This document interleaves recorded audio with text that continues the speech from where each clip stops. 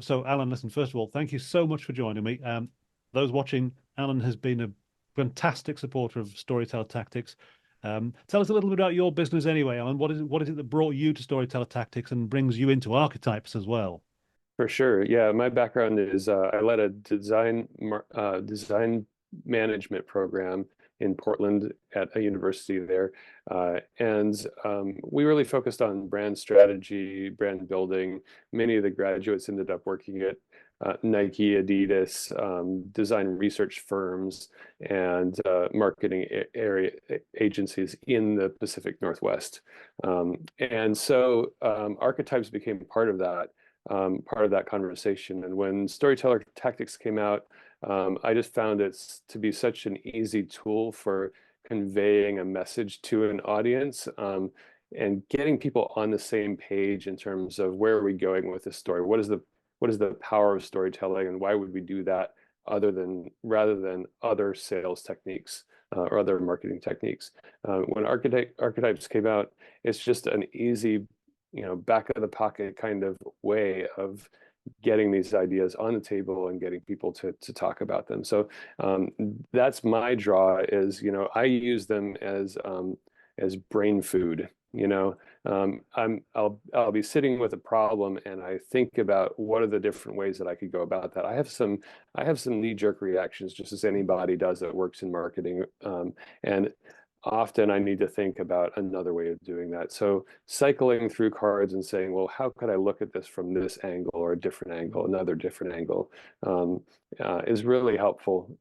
And so I feel that these tools are great for that purpose. I think what's really interesting as well is you talk about. I mean, I've laid cards out on my table in front of me, and we're going to work through some of these cards together now.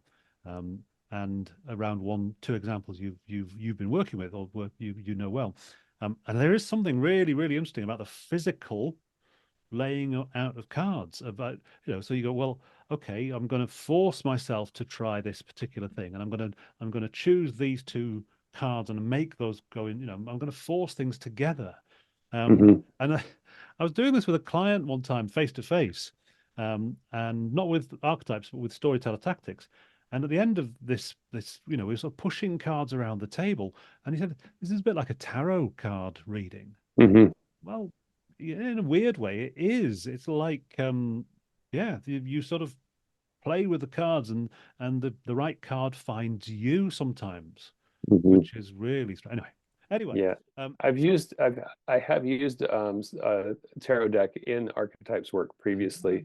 right, And so you have the fool at the beginning, yep, which is like the jester and the innocent. And mm, then that fool goes through a long journey as they progress through the Wheel of Fortune and the yes, Falling Tower and death and all these different archetypal stories. But there's so much kind of woo built into the tarot deck that for a lot of people it's hard for them to unpack that and see kind of the raw archetype mm, components. And that's what I think is really nice about this. It comes out of the Jungian uh, mm. set of archetypes, and it pulls out all of that other stuff that might get in the way of seeing how the archetype can work to your unique situation. There's another way I think of, well, as the more I've spent time writing them and looking at them and thinking about them, reading about them, I also thought, well, actually, it's a little bit like there's a card in Storyteller Tactics called Circle of Life, and it's that Hmm. idea that actually, you know what, we all start out life as the kind of as the innocent, Yeah. and the kind of the original. There's an idea that the original Trinity, the reason why we are so obsessed by threes, is that the original Trinity of life is basically kind of the ruler, the caregiver, and the innocent. Hmm. Without those three, there's nothing. And that's what, okay. So then you go through life and you grow up and you find companions and you explore and you become a jester and you fight fights and you love and all these things. And Yeah. finally you get through, if if you're lucky and you get through life in a productive way, you get to the point where you can become the ruler or the caregiver or and bring Hmm. another innocent into so the whole cycle starts again. Right. So this is just it's just fascinating. Experience and wisdom emerge, and then you bestow that and use it wisely Well, with others, this is when you're what on we the this is what we positive hope. side of things. By the time we get to a certain stage in life, we are desperately hoping that we've become like the sage character, Yeah, who can bestow wisdom on others. That's what we hope. But yeah, I mean, it's great. It's I've found it a really, really interesting process to write, yeah. and to kind of and to put into action has been very, very interesting. Um, okay, so listen, what I'm going to do is I'm going to share screen with you so you can see my tabletop. Okay. And then we're going to walk through some ideas you've already been explaining to me um, about how you could talk to someone about a leadership project in college, but actually use the archetypes to map out possible journeys that person might take. So let me Yeah. just share my screen and then hold on a second. Okay. Okay, so what we should now see is you should now see my full, can you see my full table of cards? Yes? Yes. Yeah. Okay, so the card, the idea here, we're going to talk about the way ahead, which is a kind of coaching slash leadership workshop tool. The idea of the card is that you're either going to help somebody with personal growth, regaining balance in their life, or changing life stages. So you're helping them kind of map out a journey, but using the archetypes as kind of markers along the way. So you tell me about the example you were thinking about with a college leader, and then we'll try and Yeah, for identify sure. which archetypes are in play. Yeah, when I was at the Art Institute in Portland, I led a group. Basically, it was an interdisciplinary group from all the departments in the college, including admissions, career services, academics, and staff support roles. And we were really looking at what is the pathway that a student takes as they go through college. The student, in a lot of ways, starts out as the innocent because they're Yep. coming in, they're saying, well, where should I be? What should I do? How am I going to grow and change? Yes. And then they're working with an admissions department that has the objective of getting them to start school, Yes. right? They want them to go to our school and not to go to another school. So the innocent actually has to sort through a lot of different other kinds of information. And the admissions team likes to be, in a way, the magician. They like to say, wow, it's going to be so great. It's going to be fun. You're going to do this. You're going to do that. It's going to be wonderful. And it's got all the pizzazz. This card is the shiniest and We put a special most, shine on it for that yeah. reason. Yeah. And it has that kind of quality to it. Yeah. Um, and then the student has to go into the go from admissions to start school. Yeah. And they get into a group of people that are high knowledge. They Yes. are, they need a student advisor, and the student advisor is that companion card that you've got right Yes. there. Well, I think it's the Um, student advisor, but also other students. yeah, Yeah. exactly. They're peer, they've got a peer group, and then the sage is like the professor, Yes. right? The professor has been in the world, involving themselves in a lot of different kinds of things, and has that kind of experience. And then they finish school, so they need facilitation from the sage. They need input from their peers. They need advising services and a lot of different kinds of things. And then they get to the end of their career and they need to go and get a job. And so the career services department, the SAGE is more interested in knowledge and learning. And the career services department says, okay, you've got all these different ideas. Let's put them into a package that's going to get you a job, you Yeah. know? And so And I that would is, suggest that that's the yeah, card that, yeah, the warrior of yeah, like, okay, absolutely. Yeah, now because, that's about knowing and this is about doing. yeah. Hmm. Yeah. Let's put it Yeah. in, let's put it into action. Yeah, Yeah. and we were the kind of college that tried to bring that action piece into the academics. And one of the things that I think that we really needed to do was there was a gap between those experiences. There'd always be a Mhm. bucket of cold water that the student would fall into in these So transitions. And somewhere between here and here could be a real shock. yeah, it's this pretty world. You're going to be making art. It's going to be fun. You're going to be drawing, and then you get to the design program, and they say, draw 25 versions, and that's the starting point for Mm, building this idea. And the mm, student has always in high school or mm. junior high just drawn what they wanted and gotten affirmation, and how do you make it better, you know? Yep. And Yeah. it was Yep. always progressive rather than, okay, we need a design that's going to work with a client base that's going to reach an audience, you know. You know, when you're in the design and marketing world, you have to, there's that more aggressive component of, we're actually working with audiences that need a particular thing. We need to solve it for them. Mm. So that's the bucket of water there. Mm. And in our team, I suggested, what if we chose a song for each of these departments? And I noticed that in one of your cards, you have the choose a song. What is your Yeah. song? And So so in the, yeah, yeah, it's in. I think it's which in. I card? think it's in build your brand on the build your Build your brand brand. Yeah, card. One of the prompts is yeah, okay. Our tone of voice is this. Our style is this. Our mood is this. If we had a theme tune, it yeah, would be. And actually, yeah, that's the big. And the reason for that, the reason I put that in there is music speaks to us at a much deeper level. yeah.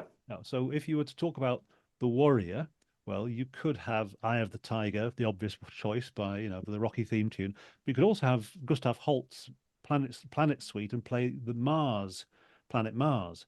And Hmm. it is that with no lyrics, but is Yeah. touching you in a way of, the magician, which would probably be Uranus, planet of mystery. Yeah, it's the mood is completely different. So yeah, Hmm. the theme tune thing is really interesting. So you said to your guys, right, what's our theme tune?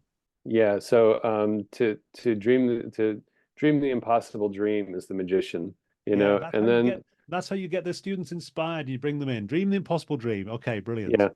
And then the once you get to career services, you got get a haircut and get a real job.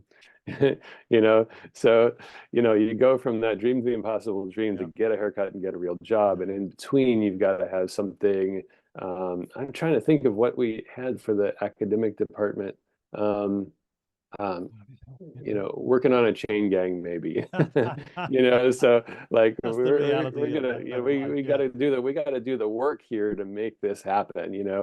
Um, and those songs are so different to one another, but what would it look like to do a mashup of those songs? And the Okay. benefit of talking in that way was it lowered the pressures because each of the departments was emotionally invested in their part Yep. and wanting that part to have meaning and wanting that part to be acknowledged and recognized by the other departments. And, And when you got it to theme tune, then mm, you can start, it becomes lighter, mm, people see it, it's mm, fun, mm. and it takes a little bit of the pressure off, and then you can start looking at the harmonies between those, and it's a good way to start the conversation about, well, how do we make these flow together? Yeah.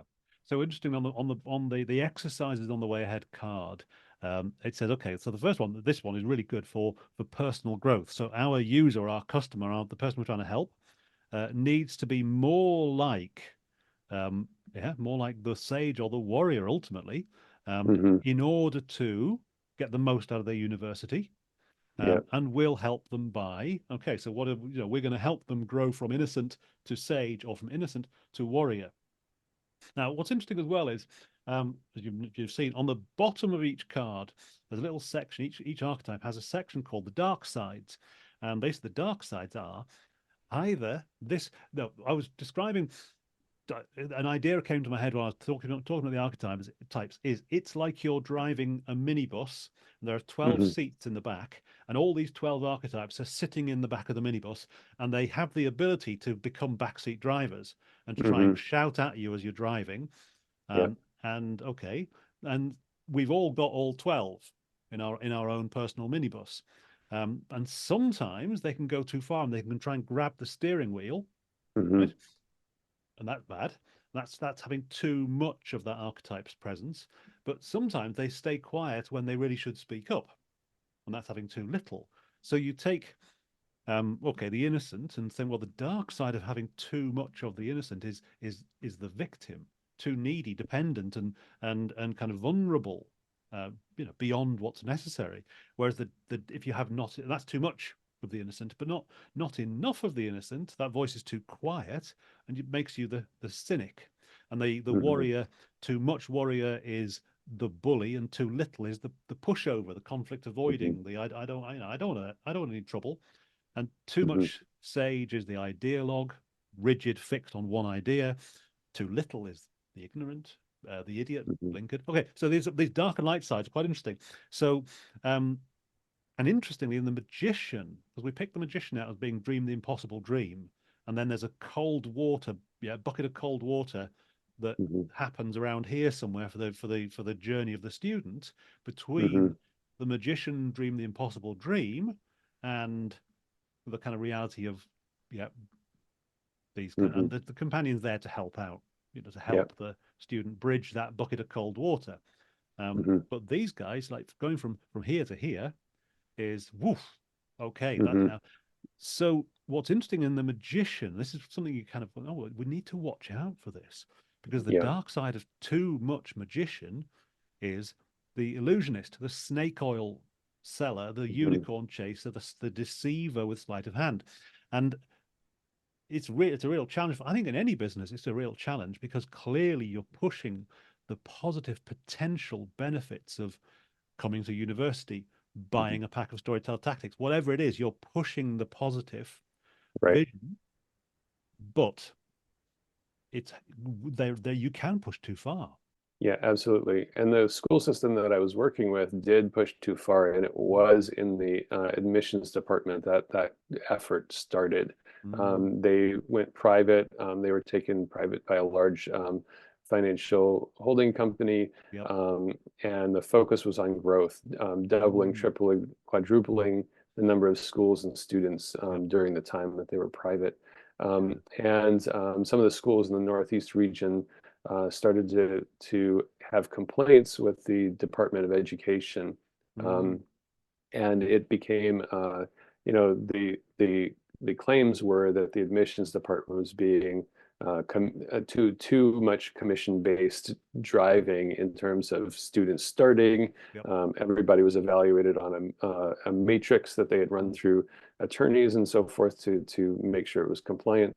mhm, But a lot of people were skirting the rules mm, according to the litigation. Um, and ultimately, the school system ended up closing a majority of its schools. They still yeah. have schools in the southern United States, Mm, in Texas and mhm, Florida and a few other places, but it diminished, and it was because of the allegations were around you're making the world too magical when the mm, reality is you don't the student isn't truly prepared. So if mm, the student isn't prepared and they go through 2 years of school and get no degree, yeah. they've put significant funds Yeah. into this. And you have, if you say, dream the impossible dream, if it's truly impossible, then you're Mm, doing the wrong thing in that scenario. yeah. So, but And no one ever, so, yeah. unfortunately, no one ever wrote a song called "Dream the Plausible Dream," which is actually Yeah. okay. So this is quite an interesting little example of your kind of mapping out the potential journey of in this case of a student, and you're Hmm. on the way on his or her way to becoming a sage or a warrior, Yeah. career in academia, career in business, for example. Okay, and you're thinking, well, who are the other characters along the way, and Hmm. what's the different voices? It'd be interesting as well to think, okay, so you might once you've been accepted into academia, you think, well, what's the student kind of experience like, and where do students sometimes trip up? Well, they, like you said, they come in as the innocent, and maybe at the Hmm. end of it, they'd like to be the sage, but Yeah. along the way, what if they get into a kind of social scene with other students? It's Hmm. basically, the I mean, these characters don't become sages very easily, the companion and the jester, and actually Hmm. the voice of our peers, our companions, is incredibly powerful. Yeah. And it can be a negative voice, it can be a not positive voice, but it can be a, ah, come on, take it easy, chill out. See, and so these characters, now, whether that's an external character, yes, affecting this character, or it could be the voice inside this student's head saying, I want to hang out with friends, I want to mess about. It can Hmm. either be an external character coming in, or it can be the internal debate within us. Yeah. And that's an interesting way of thinking about, again, Yeah. how do we help this character get the right balance Right. between these conflicting voices Yep. because she wants to end up here. Yep. And that's And quite interesting. you've got the explorer card off to your right, and that is the role that the academic department wants the student to Ah, take on. Right. And Okay. so Especially, the especially as admissions department says you're going to go from innocent to jester because it's all going to be play, it's all going to be fun, you're going to be yeah. learning and exploring. And the Mm, academic department, this is the real conflict yeah. that this is the bucket of water. And so Mm, they think I'm going to go and have fun and do art instead of finance yes. or with Yeah. some other practical skill, quote unquote practical skill. Yep. And now the academic department says, let's really explore and dig into these complex issues. Yeah. Well, it's a really, I mean, it's a look. These are all symbolic. I mean, there's something I Yeah, say to people when they're using the archetypes cards is this is symbolic language. It's like a shortcut into finding a way to talk about emotional and motivational states. You don't yeah, take it too literally. So, for example, if you're thinking, well, actually, this person is too much of the innocent, they're too wide-eyed and naive, you don't go around calling them the victim. You don't call, you don't call the dark side. You don't call somebody an idiot or a bully or a pushover. These are mhm, symbolic representations. They help you yeah, find a way of understanding, and then your job is to find the right language to express it. But mhm, it's a symbolic, not literal. There's a good caveat. Okay, so that's the card, the workshop on the way ahead.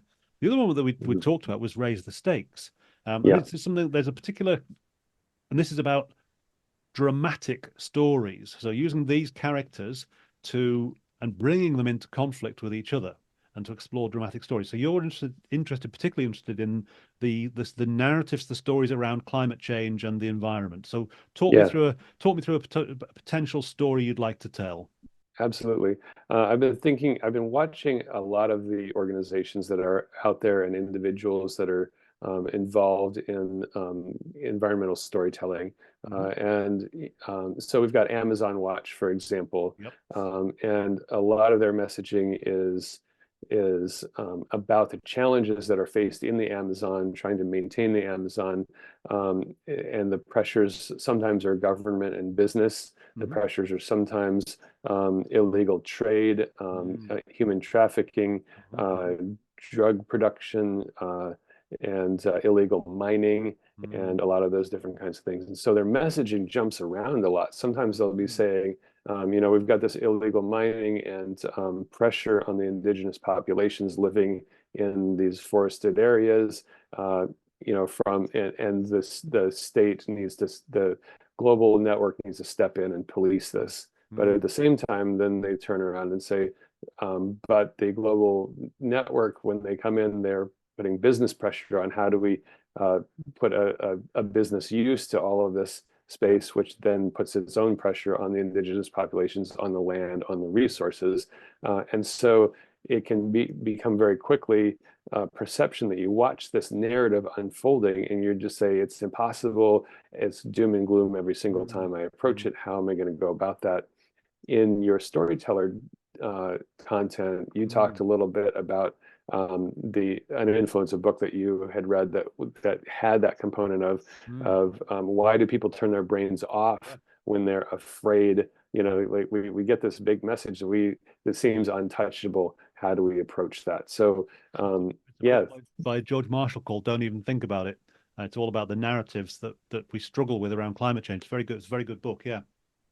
yeah, and so another character that so I think uh, of activists that are involved Mm. in this, and Greta Thunberg is a prominent character that's been Mm. maintained her presence Mm. globally Mm. in the mind of people regarding climate change. And Yes. yeah, you got the innocent and rebel right there. And Um, so and there's an interesting sort of combination of traits there of obviously caregiver because it's about caring mhm, for for planet, caring for others, caring for animals who can't speak for themselves. Clearly, mhm, with part, I think without a doubt, part of Greta Thunberg's appeal when she was, she was catapulted to prominence mhm, was her age.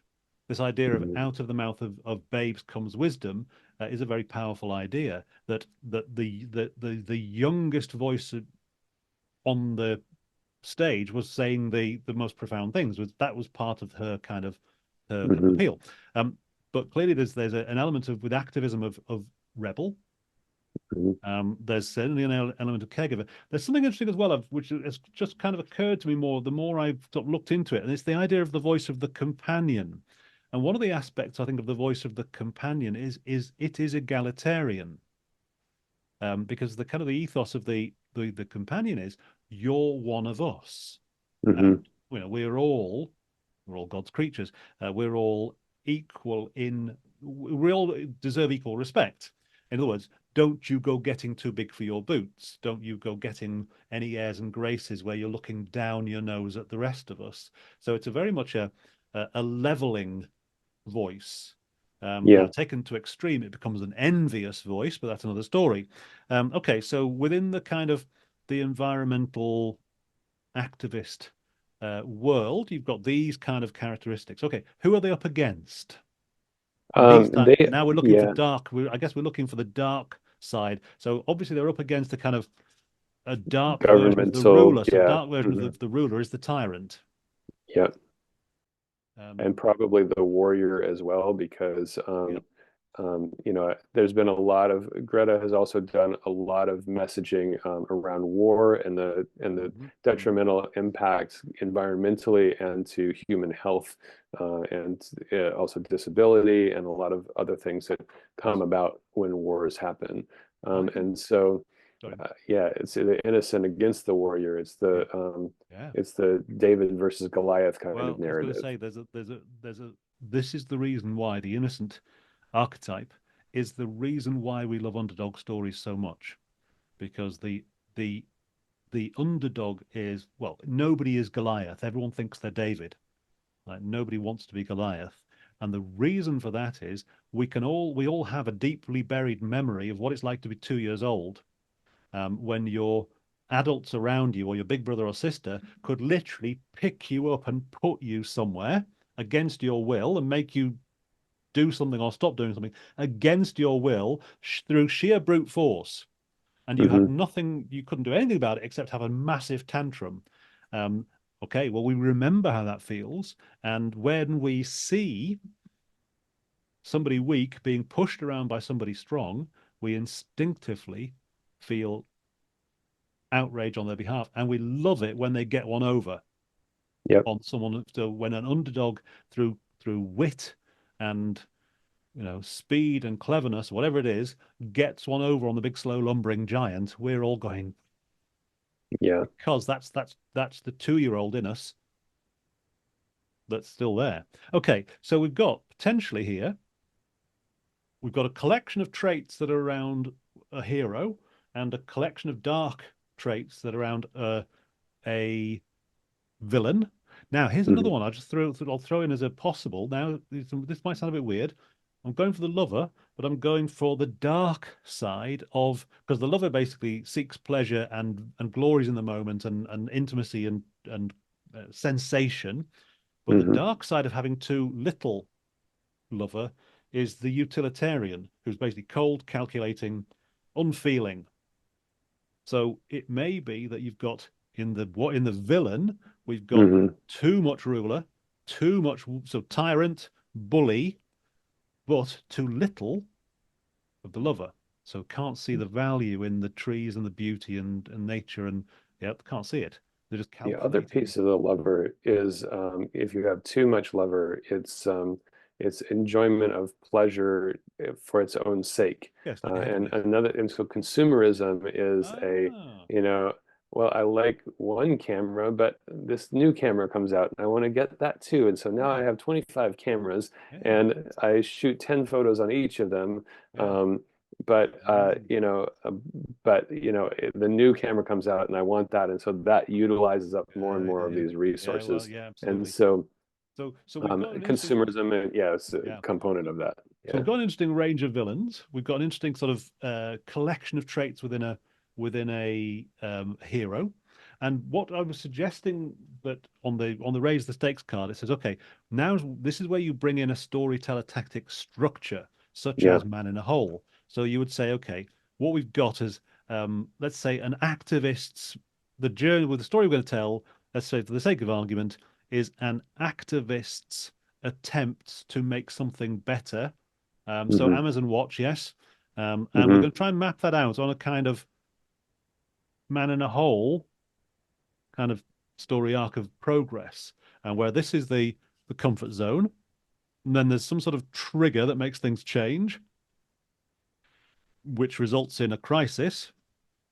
Yep. But as a Yeah. result of your reaction in the crisis is, well, whatever you do, whatever you learn, leads to recovery and finally to a better place.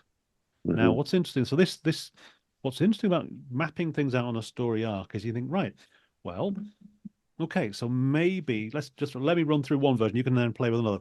So maybe we're Yeah. going to start out as the innocent, and there's a kind of trigger moment. Well, maybe the trigger moment for a consumer is that they find themselves they've just spent $250 on Hmm. their seventh camera, and they suddenly it arrives in the box, and they're thinking, why did I do this? Why was I doing that? And that was the kind of so in other words, the voice of the lover was saying, buy this new thing. And they went, yeah, Yeah. yeah, I'm going to buy the new thing. And then they're going, hang on a second, why did I do this? And this Hmm. sends them off, okay, into a desire to know more. And okay, so they then touch with their kind of, their caregiver, their rebel, and then they come up against, okay, the forces of ruler and warrior. So it's Hmm. that kind of thing. Okay, so what do they end up as in the better place? Well, maybe they end up as a kind of committed rebel. I'm not going to do that consumerism thing. Hmm. I am going to, I'm not going to just be suckered in by the next advert for the next gadget that I don't really need. I'm going Hmm. to be a kind of rebel consumer, an ethical Hmm. consumer. So okay, that's one little play out of the story. What else? What else? How else could it play out? I think with Amazon Watch, the risk is that everything gets stuck in crisis, and there is no recovery, and there is no better Mm, place. yeah. And so I think that with organizations like that, there can be a benefit in being stuck in crisis because you say, donate, Yeah. here's the new crisis, put more money in. We need to be working on this, that, and the other issue. And there's more crises than dollars to work on the crises. Yeah. Well, And this is so true. so things can get stuck, and then that's the man in the hole. That's where they get themselves stuck in the Yeah. hole. Yeah. Um, I think, and so yeah, I yeah. think also there's, I mean, I think by its nature, the word crisis is suggests a temporary peak or trough, Hmm. not a permanent state. I don't think by definition you can be in permanent crisis Hmm. because Right. actually we adapt humans and animals adapt Hmm. to the situation they're in remarkably quickly. I Right. mean, for heaven's sake, people survived in concentration camps in the Second World War. They adapted Hmm. to the worst possible circumstances and survived. So yeah, okay. Hmm. So yes, I think you're Yeah. right. To be constantly banging the drum for crisis, Hmm. it's not So necessarily the right thing to do. yeah, so I think so an organization like that might take on the the create more of a map of Hmm. here are the things that are headed towards crisis. Here are the things we've been addressing. Here are some bright moments that have emerged. And yeah, I think the downside of the Explorer is that it can become too removed and it can be Hmm. too idea generative. Hmm. But if you bring in the element of the Explorer to the kinds of narratives that are used in activist organizations to fundraise, you Hmm. can make it more dynamic as you Hmm. go. Hmm. And I think that's a more powerful kind of outcome in the long run. Well, I think the Explorer is very interesting because effectively what the Explorer is all about is actually is pushing you out of your comfort zone. So Hmm. the Explorer is a great kind of trigger character to say, look, Hmm. come and look over here. And when you look over here, if what you discover is a forest laid waste and smouldering, and that's oh my word, this is awful. So maybe the Explorer kicks you out of your comfort zone and you realize how bad the crisis is. But yes, you're right. The Explorer actually might be, look, we need to find a way to move on. We need to map a way out of this crisis. Right. Okay, so that, which is different, interestingly. So the explorer's voice in that situation is different to, so the voice, the sage in that situation would might say, there is one way out of this situation. The Hmm. science tells us that we must do this. And okay, that's one way of doing it. But the explorer's voice is kind of different. It's okay, there are several possible ways out of this. We need to explore them. Now, again, Right. what's interesting here is which voice you go with might depend on your audience. If you have an audience who are increasingly skeptical of climate science, which people are, then that might not be the right voice. You're just basically pushing them further back. Or they're going to, the more you tell them the science says this, the more that audience says, yeah, but I don't trust the science. So in that case, well, maybe that's the voice of, well, let's look at the ways, possible ways out, which is, Hmm. whereas this is saying, this is the way out. Okay. Right. So that's interesting. That's an interesting way of thinking. I hadn't thought of that before. Yeah. Okay. And I would put like an Al Gore in the sage kind of Yeah. category. Yes. He has an organization that focuses on this, and so a lot of his work has been on being associated with rulership, being Mm. associated with vice presidency and Hmm. governments and Hmm. Yes. politics, and being able to negotiate from the inside out. Yes. So Um, so he started life as a ruler or vice ruler, mhm. and ends up occupying the position of the sage. I mean, it's interesting. Other options are available to you. One option, an extinction rebellion, clearly is this response, Yeah, which is the way out of the crisis is to smash the current system that's got us into right. the mess in the first place. So Hmm. that's an interesting, that's an alternative. So there's the sage response, the rebel response, the explorer Hmm. response. All of these are available Yeah, the voices. innocent response, and Well, it's yeah. what it's I think that when the innocent can work with the sage and ruler, I think that's where you start to impact real influence. And so Greta Thunberg has done a lot in Mm, terms of getting in front of political yes. decision makers and making that call to action. Mm, Um, but that's she interesting. relies on the ruler and sage to actually um, pull all of the deep science. She brings the pathos, but we Mm, need the ethos, and we need mm. some other modes to come in and impact that You actual can decision making you can process. almost say, well, the journey here is, the innocent is basically relying on the sage to change the The attitude of ruler, yeah. the ruler. Yeah. Hmm. Yep.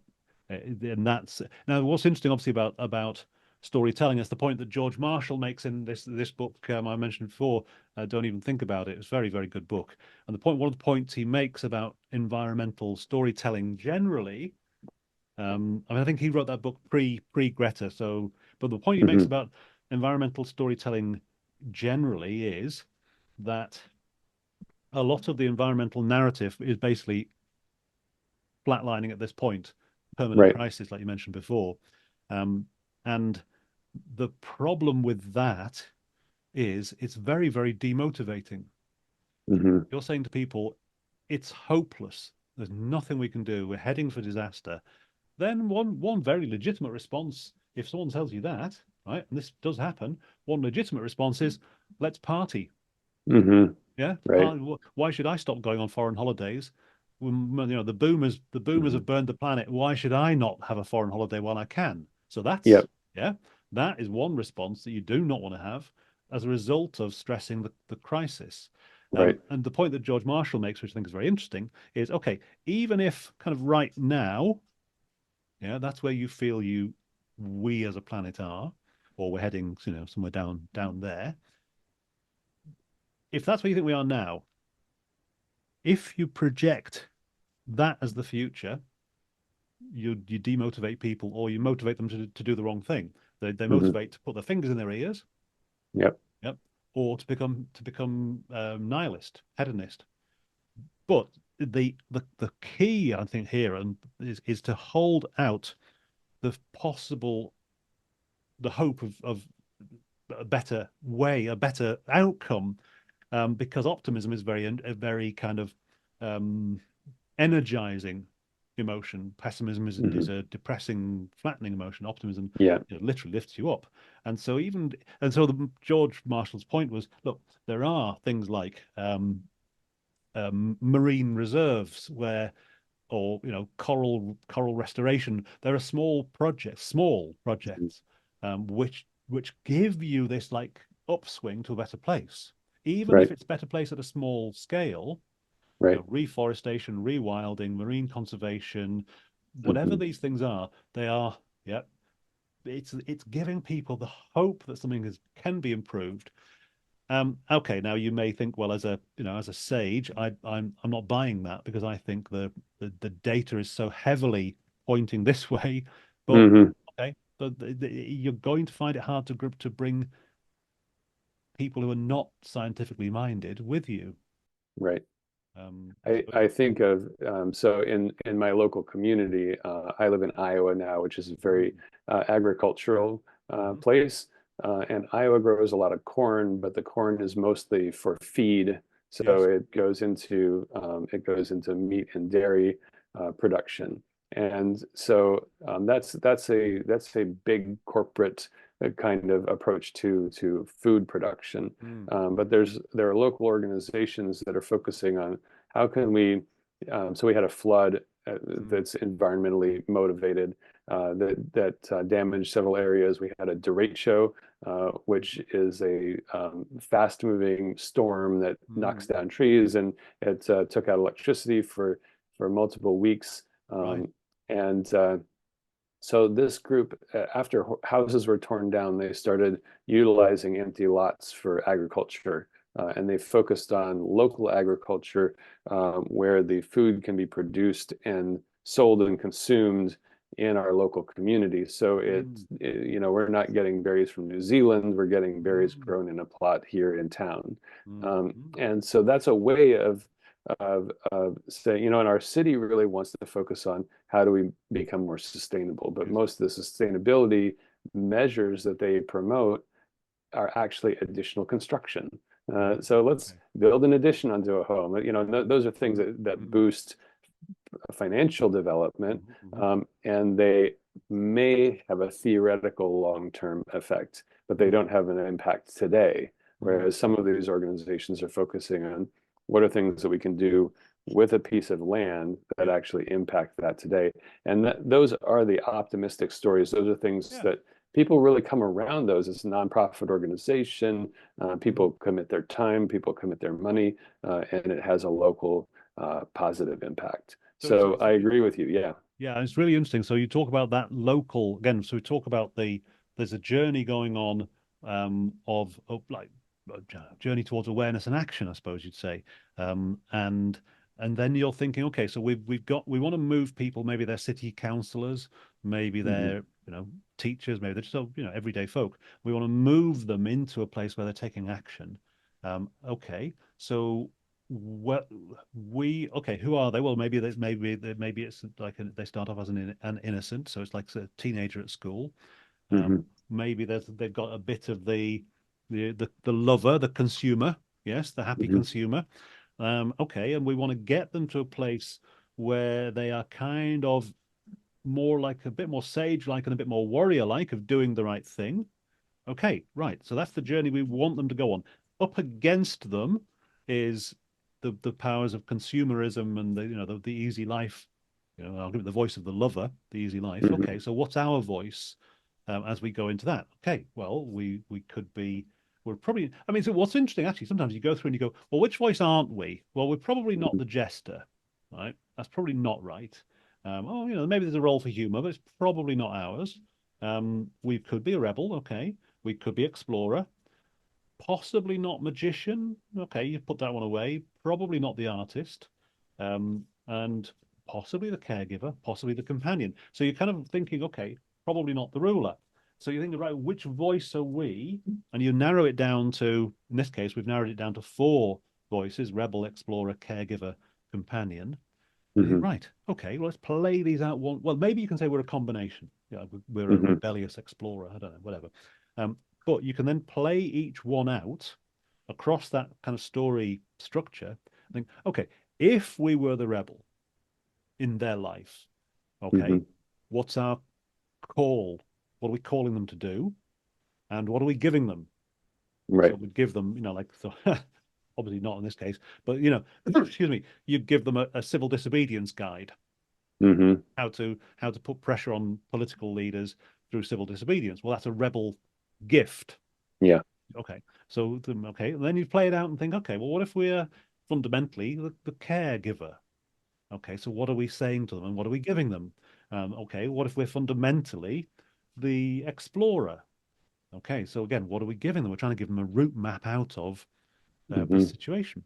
So all of those allow you, I think, to just to play around with Hmm. the story from the point of view of the organization. You're acting as the ally in this Yeah. case, on the journey of the hero. Hmm. Um, and it could be a slightly different voice in each case. I mean, it's interesting from an organization's point of view. I don't know what you think about this, but too many voices. If you can see, I mean, you can clearly speak with all as many Yeah. different voices as there are in the pack, um, because we've all got each of those voices inside us. But too many, it's going to start getting confusing. Hmm. So it's a really interesting point from your point of view with the organization you're advising. Is you say, look, maybe you are a kind of, you're like a major and a minor character. Your Yeah. major character is the sage, the wisdom, and your minor character is the rebel. Or so Hmm. it's actually then you're trying to get some sort of consistency across time with the Right. kind of messages that the kind of stories you're telling. Yeah. And I think, for example, the caregiver could become, the caregiver rebel could be guides on how to put in the right kind of plants in your yard to support the bees, because it's a rebellious, it's a Mhm. different lifestyle than the consumer lifestyle. Yep. What we can make, what we can do. The artist can come into some of these in terms of how can we craft things. So I read a story Mm. this morning on um, a prison inmate program that's making violins out of old damaged boats. So Okay. water damaged wood being carved into violins and then performed by a group of people who who might see themselves in this process Mm. of being damaged and then Mm. becoming something beautiful. So Wow. the Okay. process is a wood shop inside of a prison, Yep. and doing this kind of artistry and with a focus on reuse, Yep. Well, that's really and the wow. connection between the physical reuse and the human reuse of a Mm. person who transforms themselves. Yep. So I think there are some components that could cross over, and it can't, like you said, it can't be doom and gloom. It has to be like, Yeah. how are our lives different in this altered world where we take care of things, where we care for things, and where we do things locally rather than go online to order something from across the world. Or, Um, or you know, have something delivered from across the street. It's what's happening now. It's like, well, come on, get out and walk across the street anyway. Yeah. Yeah, Okay. yeah, Listen, exactly. Alan, it's been really interesting to explore these two kind of workshops in these two areas. So I want to say thank you very much for your time with that. For If we've sure. had any last kind of tips for people who are thinking about, okay, well, can I use the archetypes? Any sort of last thoughts on a kind of advice about how to approach them, how you're finding them so far? Yeah, I think one thing I put a lot of content on my website. It's Mm. Yep. murdochmediaproduction.com, and I've been describing how I use the brand strategy decks, the narrative, the storytelling deck, and the archetypes deck. I have a little bit on some of the other decks as Mm. well, but not as much as on these. Well, we haven't. Yeah, Um, you just mentioned it. I haven't used it at all. But we've got. Yeah, there is also brand tactics as part of the pip decks.